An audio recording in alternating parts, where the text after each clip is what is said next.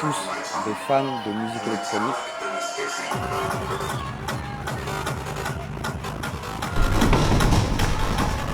Ah non, c'est juste les machins. Je fais ce que t'as dit et je mets juste une race à droite.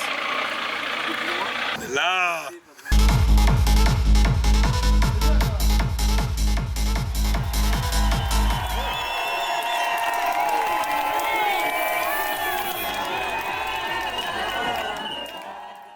Moi c'est Jérém, je suis président de la SOF 18 et puis directeur artistique à Mes Heures Perdues. Je viens de la Free Party. Très vite je me suis rendu compte que je voulais un truc plus professionnel, plus monté. Je suis allé faire des festivals aux Pays-Bas qui m'ont mis des étoiles dans les yeux. En prenant ça comme inspiration, je me suis dit tiens j'aimerais bien faire un truc à mon échelle, tu vois. Et du coup on s'est dit bah tiens on crée F18 Event, qui est à la base d'ailleurs F18 Sound System, on a changé de nom en cours de route. Mais du coup F18 Event pour faire des événements plus pro, plus avec des scènes qui me faisaient rêver un peu aux Pays-Bas, avec des mentalités qui me faisaient rêver aussi là-bas, tu vois, donc pour essayer d'insuffler cette énergie que je voyais là-bas, quoi. C'est devenu ce que c'est devenu grâce à chacun, donc on a tous grandi ensemble, on a fait grandir F18 ensemble. J'estime qu'on a tous notre rôle, donc je pense qu'on a tous les mêmes responsabilités maintenant, c'est que ça fonctionne et qu'on se tienne bien à notre rôle. Par rapport à des grosses villes comme Lyon, comme Paris, comme Marseille, où ça bouge beaucoup sur ce type d'événement, nous ici, on a le champ libre. Donc déjà, voilà pourquoi Dijon, et après, l'inspiration des Pays-Bas, une fois de plus, ce qui m'a fait rêver là-bas, je voulais l'amener chez moi, le faire à domicile, c'est compliqué de faire cette heure de route toujours pour se faire kiffer, tu vois. Chaque asso dijonnaise, même les petites naissantes et tout, je trouve que personne se copie, entre parenthèses, dans les grandes lignes, j'entends. Mais je veux dire, chacun arrive à vraiment avoir sa petite identité à Dijon. Ça soit par le genre de musique, par les lieux dans lesquels ils jouent. Parce qu'il y en a qui sont plus spécialisés dans les bars, dans les clubs, dans les trucs un petit peu open air, un peu. Il y a plein de collectifs qui ont chacun, justement, je trouve, leur personnalité. Et je trouve ça c'est bien à Dijon. Mais ça découle aussi que, vu qu'on n'a pas beaucoup de concurrence entre nous, c'est facile d'avoir chacun notre image, quoi, que ce soit nous ou bien les petits collectifs que les gros. Donc on marche pas sur nos plates-bandes, on se respecte tous, on est tous très potes, on se fait tous jouer chacun notre tour en plus. Donc non, c'est très cool, c'est très bon enfant et chacun a son identité, ça je trouve ça super cool à Dijon. Moi je suis Lucas, donc je suis dans l'association F18 depuis une dizaine d'années. Je suis vice-président et secrétaire et trésorier donc, de l'association F18. Je gère tout ce qui va être accueil des artistes, tout ce qui est logistique. Gros, il vient de passer 4 heures, c'est la seule solution. C'était tout négocié, machin, c'est pas normal. On est d'accord, sauf que c'est pareil, il s'est battu parce que le mec il avait déjà pris son vol. Tout ce qui est gestion des bénévoles aussi, et puis tout ce qui est gestion des prestataires. J'ai aussi une autre casquette de collaboration avec la mairie, et puis un petit peu de trésor à côté. Ok, ouais, c'est ça. Eh ben écoute, j'arrive tout de suite. À toute. Il faut savoir, la première chose, c'est que c'est un événement qui est en extérieur. Donc on est soumis aux aléas de la météo, des potentiels arrêtés préfectoraux et compagnie. Donc c'est vrai qu'on est toujours obligé de faire attention à ce qu'on dépense, à ce qu'on va valider. Après, donc, on fait le nécessaire pour avoir des prestataires qui sont des personnes avec qui on travaille depuis un certain nombre d'années. Je te présente Victor. Bonjour, bonjour. Deuxième collab avec 90 ppm qui se passe super bien. Donc voilà, on a réitéré pour 2 bières cette année. Yes. Voilà. En route pour l'Ardam. C'est quelqu'un ? Les nouvelles pionnières. Donc, ouais. voilà, sachez que ça doit, surtout les pionnières, Ouais. elles doivent revenir nickel, Ouais, pas ouais. de traces de quoi que ce Pas soit de dessus. soucis. Sinon de vous allez vous soucis. faire blacklister par Delta Police.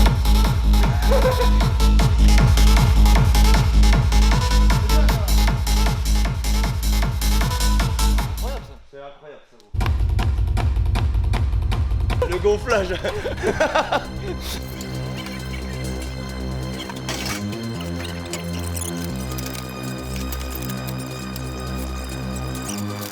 Ah mais si on faisait un petit fan là, ça pourrait être pas mal hein. Un petit... Non. Vous en avez pas. Et ben c'est pas vous qu'on reverra à 9h si j'ai bien compris. Si. Ah bon bah parfait. Dans le coltard. On essaye là d'être là à 9h15 pour que vous puissiez boire le café quand même. Quand t'es 10h.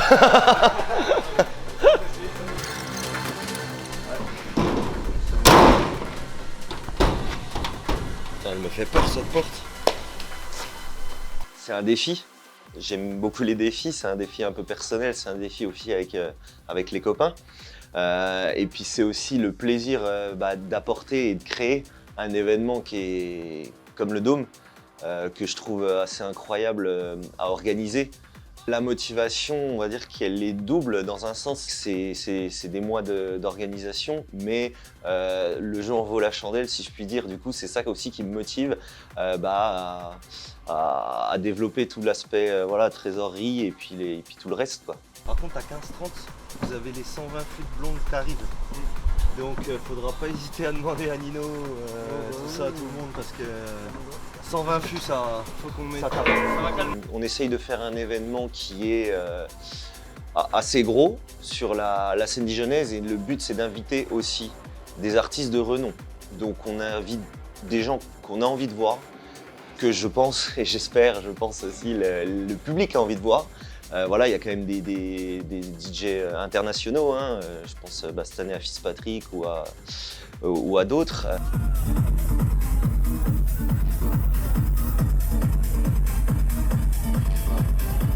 Voilà, il y avait aussi Aziz. Ça va le Dôme? Vous êtes bruyants ce soir, faites un tonnerre d'applaudissements pour Aziz. Faites du bruit pour Aziz. Et son putain de scène incroyable. Allez, je vous entends.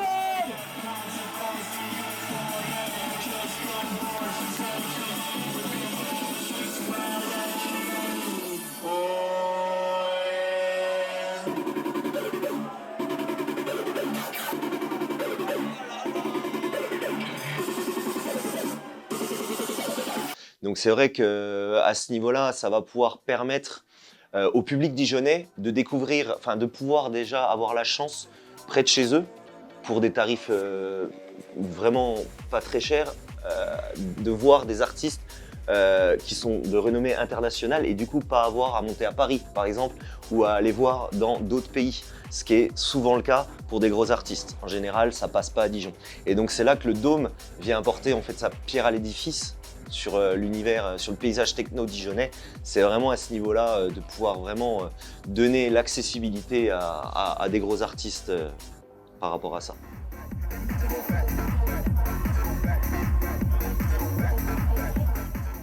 Moi, c'est Flo, que je suis chez F18 depuis 2017 maintenant. Je mixe, j'établis aussi un peu les plans de montage des scènes, l'habillage, la logistique qui va avec. Et je suis beaucoup sur la technique aussi, au niveau du son, de la backline aussi, et de la sécu. Là, en fait, on est dans le test, voir si le poids supporte. On met les deux avec le dos, et comme ça, on est sûr qu'il n'y aura plus de problème de nacelle. Un projet comme le Dôme, d'un point de vue logistique, déjà avec nos moyens, étant donné qu'on a un véhicule et qu'on fait ça avec les moyens qu'on a aussi à dispo, c'est très compliqué à mettre en place, dans le sens où on est très sollicité pour maintes et maintes raisons. Voilà, que ce soit les boissons, que ce soit l'échafaudage, que ce soit le son, que ce soit notre propre matériel aussi. C'est très très compliqué à organiser. Et heureusement qu'on a du monde avec nous et du monde qui est dispo pour pouvoir nous filer la main, parce que c'est essentiel à notre niveau. On peut pas, on n'est pas on se professionnalise, mais on n'a pas les moyens de grosses sociétés de prestations comme peut être APS par exemple, je les cite, comme peut être Ardam, admettons, avec des moyens aussi qui sont les leurs. Nous on fait ça vraiment, voilà, on a un camion. On a tant de matériel à emmener sur place et on doit se démerder. Et ça se passe comme ça, étalé sur les jours, étalé sur ça. Donc ça peut être très stressant. Ah mais c'est un 0380 Oui. Ah mais je cherche pas. Mathilde. Alors, en fait il faut le portable. Ah mais j'ai pas le portable. Il y a un portable je crois. En fait c'est Mathilde elle l'a. En fait il faut le harceler sur son numéro de portable. Parce que là le 03 le mec il est pas au bureau, il est en inter je crois. J'ai dit attention. On n'est pas sorti d'affaire. Ah bah non. Putain, chier, franchement. À des moments, mais la satisfaction à chaque fois d'avoir réussi à faire ça avec ses moyens, c'est toujours un truc de fou. C'est toujours un truc de dingue. Waouh, gros. Je suis fou, gros. Il n'y a pas tout qui marche, je suis. Gros, voilà. Et c'est voilà, gros. C'est voilà. Voilà. Je peux pas te dire, gros, je ne peux pas te dire mieux. réellement. Débrief de la journée. Débrief de la journée. Ah, il fait chaud. Moi, c'est Mathilde. Je m'occupe des réseaux sociaux et un petit peu du pôle bénévole. Et je suis aussi un petit couteau suisse. Ça fait du bien de boire de la bière pour se détendre un petit peu parce que franchement, c'est dur. Ouais, c'est dur. Mais ça vaut le coup. La prépa, toute la semaine d'avant le dôme en fait, parce qu'en plus cette année c'était avec la canicule. Donc du jour, le midi à 16h, il faisait 42 degrés, t'es en plein bitume, bon ok il y a de la verdure et tout, mais tu crèves de chaud, t'en peux plus, tu fais un mouvement, t'es en PLS. T'es comment là? Je suis cuit. Et ouais non si, c'était le montage le plus dur, surtout avec la chaleur. C'était pas évident. C'est bien sur les photos, moi je vais être en train de me branler sur mon PC pendant que les trois ils vont monter.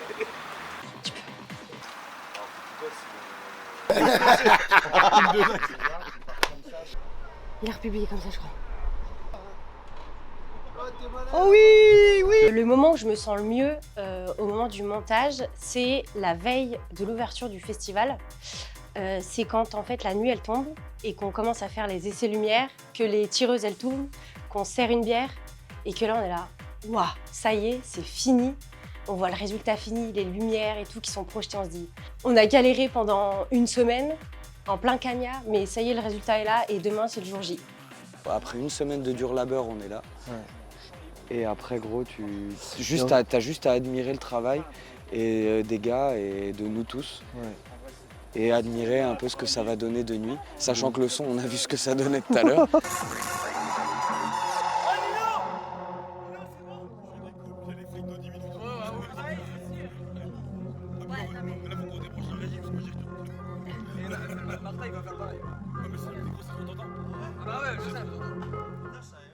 En plus, t'ajoutes ça dessus, gros, c'est une folie.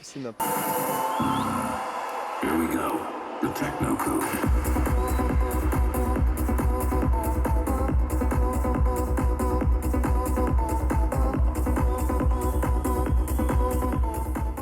Moi, c'est Mamaz, j'ai intégré l'asso en début d'année 2025, même si avant j'étais bénévole sur différentes missions voilà, pour les aider.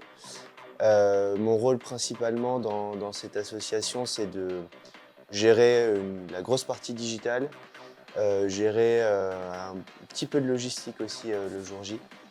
Et puis là, en l'occurrence, le Dôme 2025, un peu de la gestion de sécurité aussi. Voilà.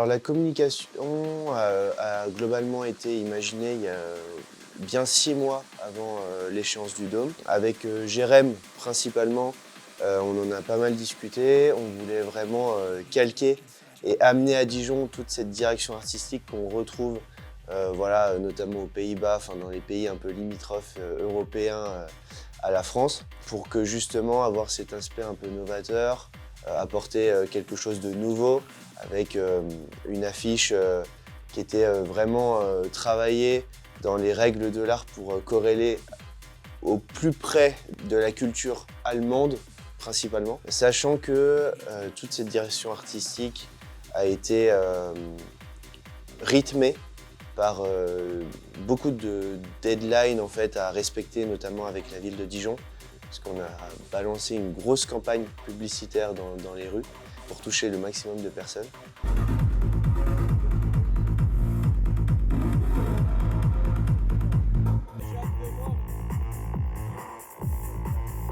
Il y a un public qui répond présent à la quasi-totalité des événements.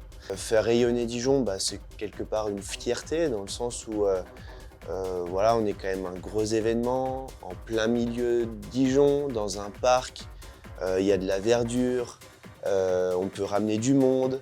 Enfin, c'est quand même un événement qui est assez inédit en fait, sur la scène électronique dijonnaise. Et rien que pour ça, et surtout en fait, quand le public répond présent, c'est quelque chose d'extrêmement flatteur. Et ouais, c'est trop cool, c'est trop cool.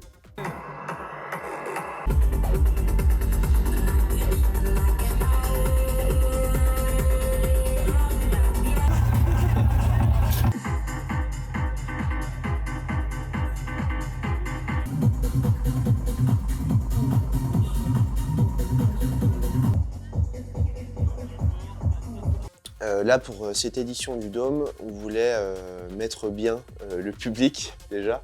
On s'est réunis sur notre Discord et on s'est dit pourquoi pas créer en fait notre solution à nous.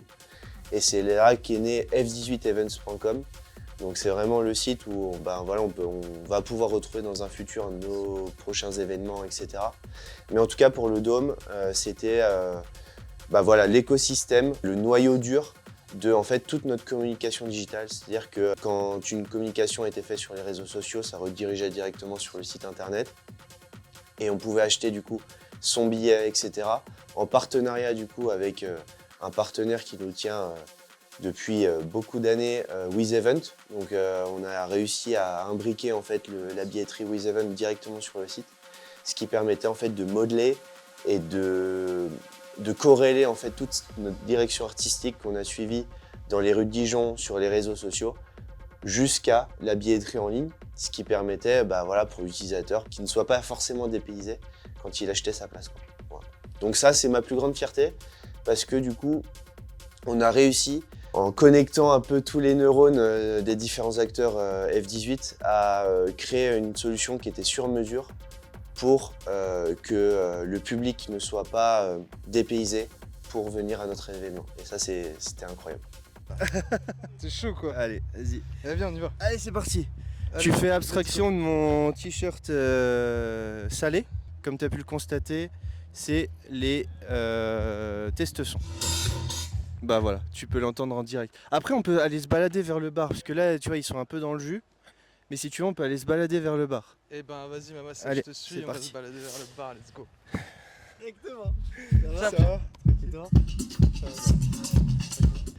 Bon, mon Alex, Oui. t'arrives au bon moment, Ouais, un point dis-moi. nommé. Parce que il m'a pris un peu sur le fait, parce que si tu veux, il m'interviewait de base. Et il m'a dit, viens, on fait un tour du site. Ok. Je vois, t'arrives. Directement. Ouais. C'est le destin, ça. Est-ce que tu peux te présenter un petit peu, mon cher Alex? Je m'appelle Alex et je suis bénévole. Ok, depuis simplement. combien de temps? Depuis, je dirais au moins 4-5 ans. Au moins. 4-5 ans. Ouais, je dirais depuis le début. Mais t'as oublié quelque chose de primordial. C'est quoi? Bah, t'es le frère du Flo. Ouais, j'ai eu le petit frère de Flo aussi. Et ça va, ça se passe bien, tu vas et tout là cette année? Un petit peu partout. Un petit peu Bar, partout. aux entrées, aider à installer tranquillement quoi. Ça, tu les vois là. Tu les vois et ça, je reste là. On a gagné 2 mètres. Oui, grave. C'est exactement ce que je me suis dit. Fais chier le garçon. Hein. Bon, j'ai dit que je vous fais la porte dans la gueule à quelqu'un. Le camion il est déjà trop près.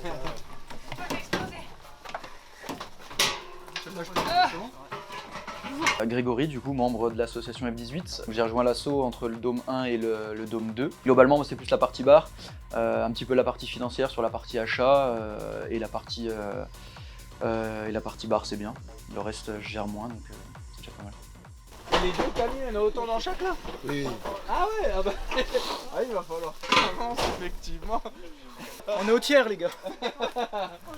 Bah, on a tendance beaucoup à voir la scène, mais la scène c'est le côté artistique et c'est ce qui emmène tout le monde, mais ce qui paye tout ça, ça reste quand même beaucoup le bar, parce que sans ça en fait il n'y a pas d'événement, donc c'est un point névralgique. Après les deux sont autant importants l'un que l'autre, mais il y en a un c'est plus pour emmener du public entre guillemets, pour faire plaisir à tout le monde, et le bar à gérer c'est peut-être un peu moins sympa, un peu moins cool, mais si le bar tourne pas on n'a pas de scène, donc après nous on a une asso, donc on réinvestit tout ce qu'on fait au bar, mais plus le bar tourne, plus on a des beaux événements, donc c'est un point qui est quand même vraiment essentiel, la partie bar quand même. Ils ont un camion frigo.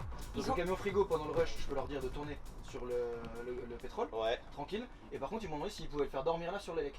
Ça on s'en bat les couilles. Ça, on s'en Tout est fout. éteint. La nuit. On leur dit de se brancher, ils le font dormir là. Ça, Après, je crois qu'on pompe quand même, parce que là, il a pas mis de tableau pour rigoler. C'est-à-dire que tu regardes la section du câble et les deux tableaux, s'il n'y avait pas, je pense qu'il y a beaucoup. Nous à la scène, il en faut un. Donc je dis en deux. Il nous en faut Mais deux à la les scène. frigos, ils sont pas un frigo, Et il nous en faut. Bah, la partie logistique, elle était giga intense, de toute façon. Mais après, tout le monde y participe, donc c'est pour ça que dans ce que je dis, je l'ai pas forcément fait, parce que c'est vraiment la partie de tout le monde, finalement, la partie logistique. Mais c'est vrai que c'était hyper intense sur la partie 2 jours là. On a fait une semaine complète, en plus on a fait une scénique qui était quand même vachement technique à faire, entre guillemets, et vu qu'on fait tout nous-mêmes, c'était vraiment du taf à tout déplacer. On n'a qu'un seul camion, notre local il est à 30 et quelques kilomètres. Donc c'est vrai que ça fait des allers-retours, il faut les faire, il faut charger, décharger, les livraisons, qui livre, quand il livre, qui réceptionne, qui est sur le site, qui protège. Et tout ça, c'est des personnes qui bossent la semaine, moi inclus, donc on prend quelques jours, certains prennent la semaine. On fait comme tout le monde peut faire aussi. Mais globalement, oui, la partie logistique, c'est forcément la plus grosse part de tout le monde. Au-delà de la partie où on scinde un petit peu bar et scénique, comme on a l'habitude de se le dire un peu entre nous. Mais globalement, oui, c'est une partie qui est très très fat côté logistique. Ouais. Si t'as une bière, je veux bien Ouais, une moi grosse aussi bière. une bière là, Une bière, on faut se se fait détendre là. après, Voilà, Ouais, faut se détendre là. Vas-y. Et une bière et Une bière et on tire. T'appelles machin là? Du coup, il y a des éditions où on est un peu plus chill. Il y a des éditions où on court un peu plus partout. Et on se demande aussi qu'est-ce qu'on a oublié. Donc le but, c'est de faire le check. Est-ce que tout est là? Est-ce que le bar tourne? Est-ce que le bar peut tourner? Est-ce que tout le monde est en place? Est-ce que tous les bénévoles sont là? Donc à ce moment-là, il y a quand même un gros coup de pression pour se dire, ok, est-ce que tout est en place? Est-ce que tout le monde est au bon endroit? Est-ce que tout est au bon endroit aussi? Est-ce que les tireuses sont allumées? Est-ce qu'elles sont en glace? En fait, le tout à ce moment-là, c'est de se dire, ok, si on prend un rush à midi comme il y a 2 ans, est-ce que tout est là? Après, il y a des années où il faisait trop chaud, où les gens sont arrivés un peu plus tard. On était un peu moins stressés, mais il faut quand même être prêt. Donc c'est-à-dire que les dernières heures avant le démarrage, c'est là où on a le plus de pression entre guillemets, parce qu'il faut que tout soit prêt. Donc, souvent dans la scénique, ils sont un peu plus en rush, on va dire, mais au bar, on arrive à être plus ou moins dans les clous.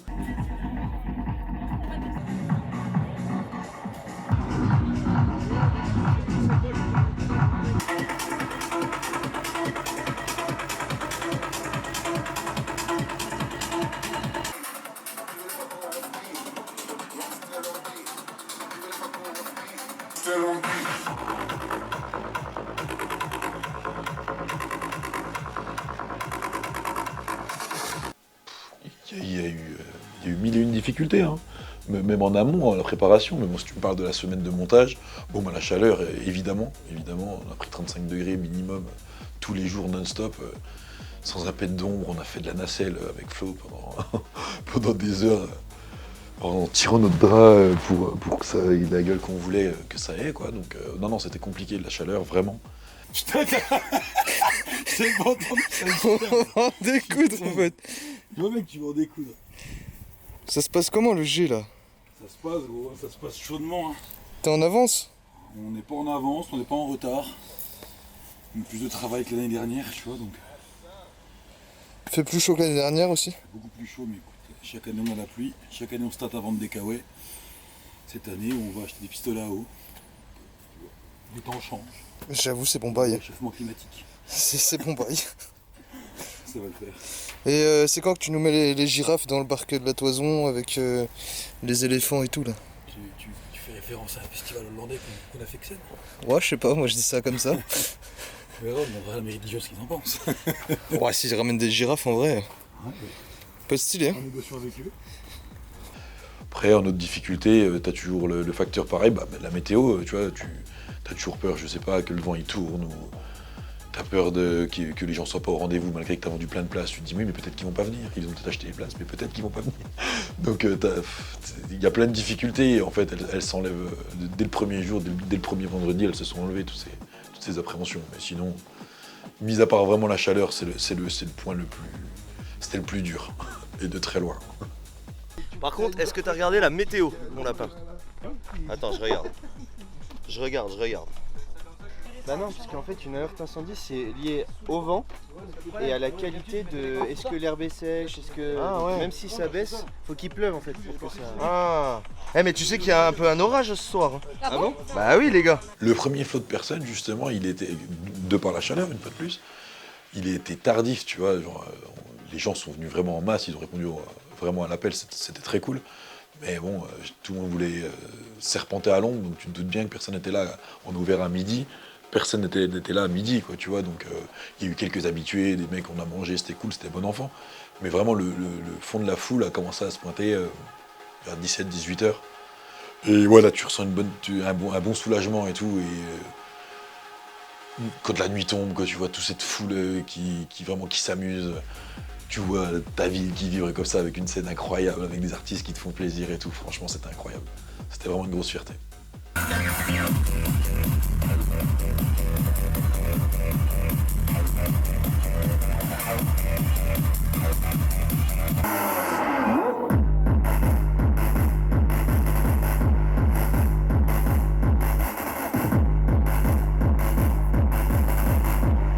On a commencé au 1 en invitant les petits artistes. Après, le 2, on s'est dit, bah tiens, peut-être qu'on peut monter un peu en gamme, et après on a commencé à promettre à notre public qu'on monterait toujours en gamme, du point de vue de la scénographie, du point de vue du line-up, de la programmation, tout ça. Donc du coup, bah, de fil en aiguille, tu vois, de Dome 4, on reçoit Dance & Pika, on reçoit Gel Human.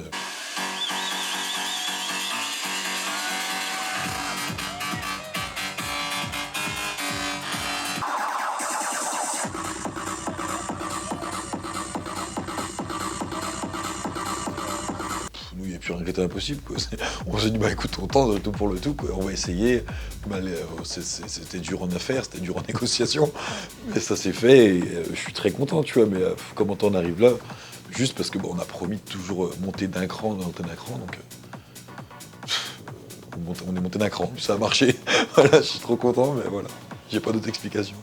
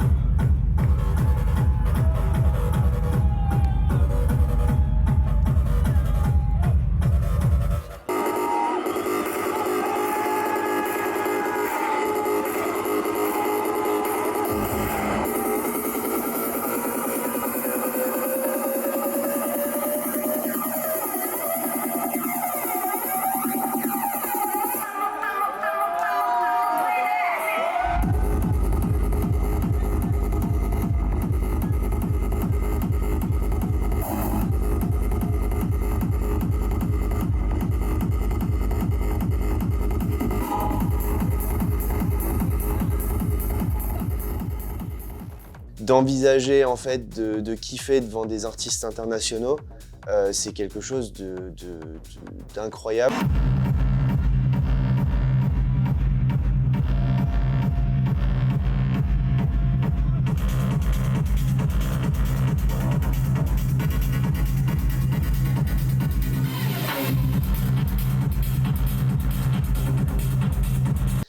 Mais voilà, quand il commence à y avoir du monde devant le son, quand les gens commencent un peu à bouger les épaules, à s'ouvrir en fait à cette scéno qu'on a imaginée de A à Z, c'est quelque chose de fou, quoi.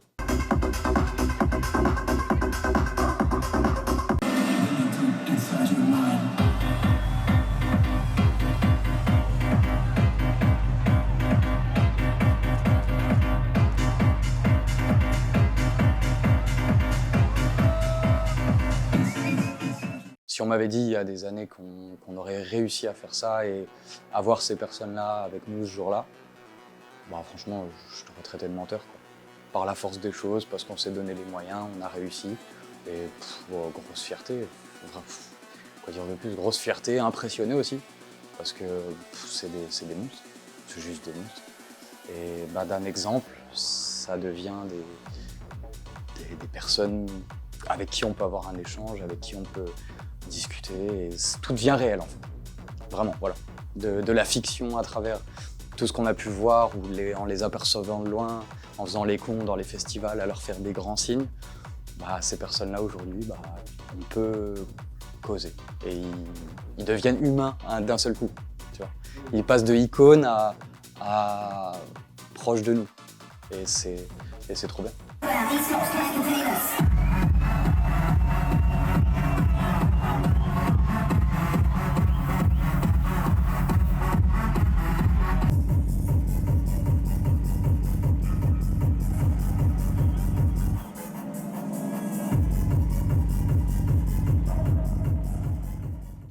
Là, on a le 31 janvier là, prochain, 2026.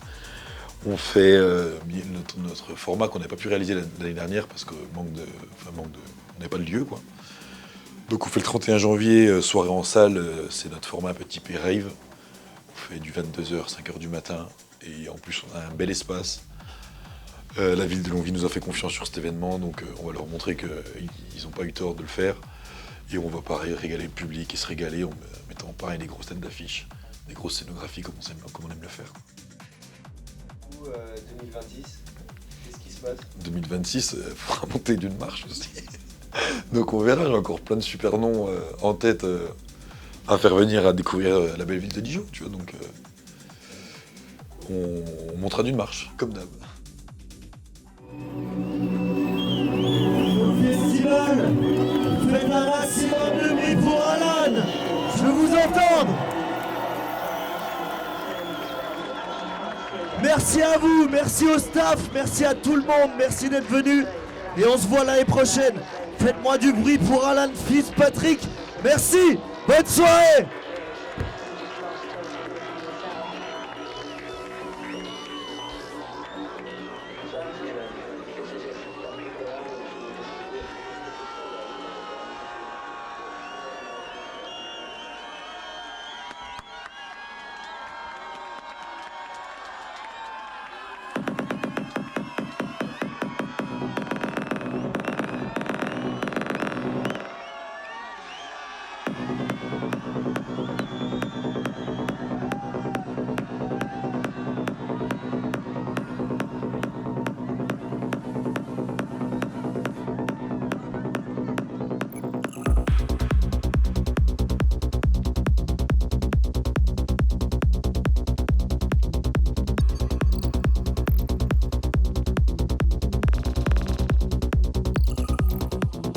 Welcome to a journey through the depths of classic techno. We'll be following a series of rules, a disciplined construction of sound, shaped to captivate and move you. Yes, here we go, the Techno Code.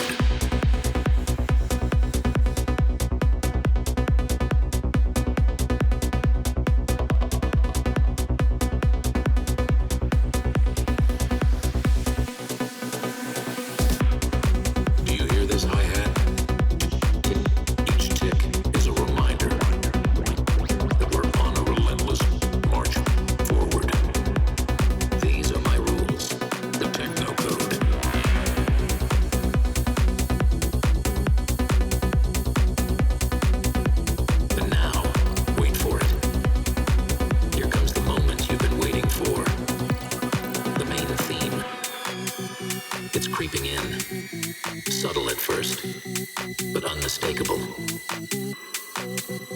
It's haunting. It's captivating.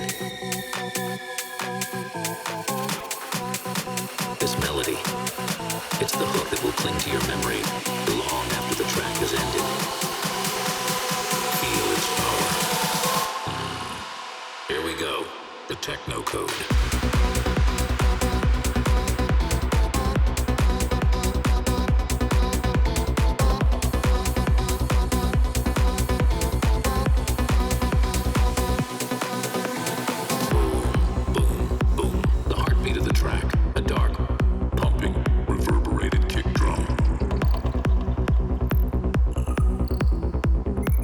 These are my rules, the Techno Code. Oh yes.